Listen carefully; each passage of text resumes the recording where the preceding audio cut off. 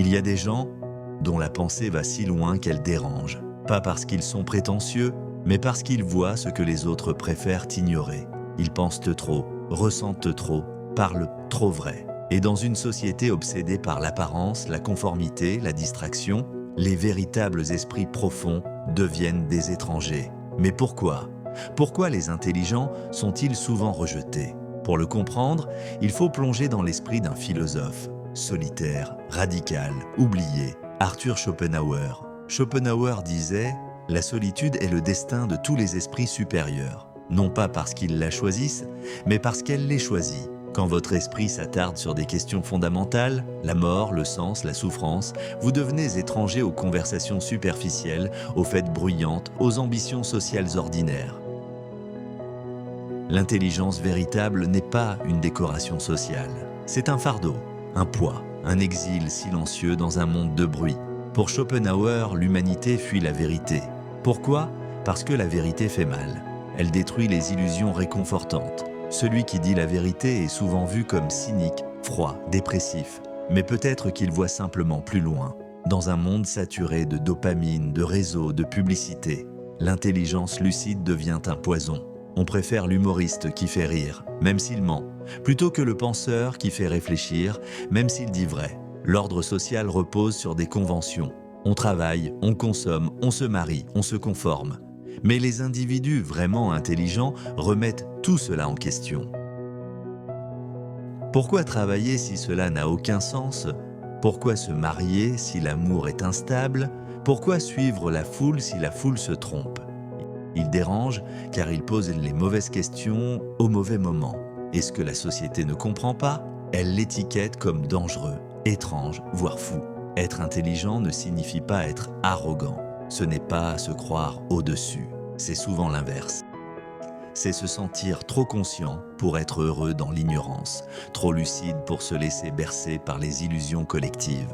L'intelligent ressent plus intensément les douleurs du monde, voit plus profondément ses absurdités et finit par se taire, non par mépris, mais par fatigue. Schopenhauer voyait dans la conscience une malédiction. Plus on voit, moins on peut prétendre ne pas avoir vu. Et cette lucidité engendre une forme de tristesse existentielle. Les petits plaisirs deviennent fades, les projets humains semblent dérisoires, et même l'amour parfois devient un jeu tragique entre deux âmes perdues. La mélancolie ne vient pas d'un manque, mais d'un trop-plein de conscience. Ils cherchent un sens là où tout le monde cherche une fonction. Ils cherchent la beauté là où tout le monde cherche l'utilité. Ils cherchent la vérité là où tout le monde cherche le confort. Résultat, ils se sentent étrangers, même entourés, inadaptés, même compétents. Ils parlent, et on les trouve trop compliqués. Ils se taisent, et on les croit arrogants, toujours en décalage. La société rejette l'intelligent non par cruauté, mais par instinct de survie. Elle a besoin de stabilité, de routine, de croyances communes. Celui qui voit trop loin est un danger pour cet équilibre. Alors, on le marginalise, on le ridiculise, on l'oublie, comme Schopenhauer de son vivant, incompris, moqué, isolé, et pourtant, aujourd'hui reconnu comme un génie. Schopenhauer disait « La personne intelligente se satisfait de peu car elle trouve son plaisir en elle-même ». Être rejeté peut devenir une force, une invitation à créer son propre monde, à lire, à écrire, à penser librement, loin des regards, loin des normes, loin, mais pas perdu. Le vrai penseur ne cherche pas l'applaudissement, il cherche la clarté, le courage de penser sans filet, de ne pas se réfugier dans les dogmes, les traditions, les consensus. Le courage de rester fidèle à sa conscience, même si cela coûte l'amour, l'argent, la réputation.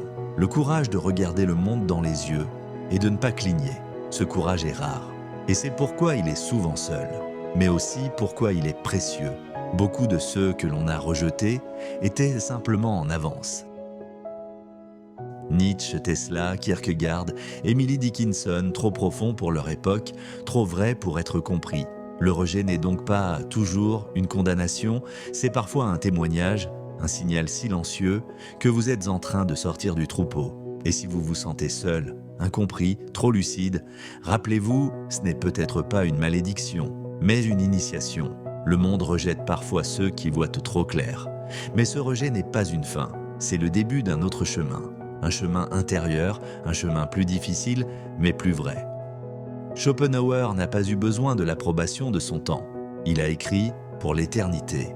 Et si vous êtes de ceux que le monde regarde de travers, peut-être est-ce le signe que vous voyez quelque chose qu'il ne voit pas encore.